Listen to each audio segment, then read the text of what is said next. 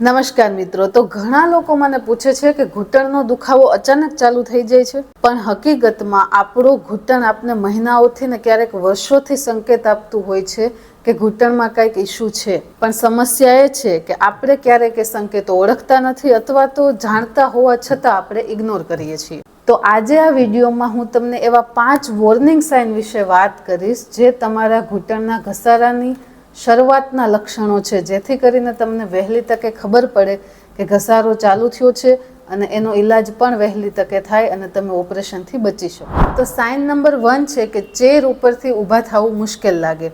હવે એક કામ કરવાનું છે, ઘરે આપણે ચેર એક લેવાની છે, ચેર ઉપર બેસવાનું છે અને હાથના ટેકા વગર ચેર ઉપરથી ઊભું થવાનું છે.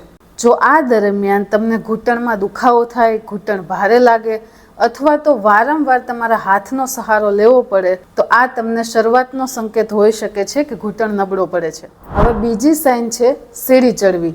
તમારા ઘરની અથવા તો અગાસીની સીડી પાસે જાઓ, સીડી ચડવાની છે અને ખાસ ઉતરવાની છે. તો આ દરમિયાન ઘણા લોકો કહે છે કે ચડવામાં અને ઉતરવામાં બંનેમાં દુખે છે, અથવા તો ઘણા લોકોની એવી કમ્પ્લેન હોય કે ચડવામાં વાંધો નથી પણ ઉતરવામાં દુખે છે.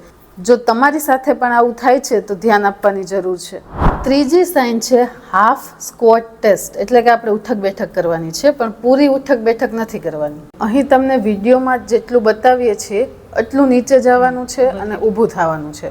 જો આ દરમિયાન તમારા ઘૂંટણમાં કટકટ અવાજ આવે, ઘૂંટણમાં દુખાવો થાય અથવા તો ઘૂંટણમાં બેલેન્સ ન રહે, અનસ્ટેબલ લાગે, તો આ તમને ઘૂંટણના ઘસારાનું શરૂઆતનું લક્ષણ હોઈ શકે છે.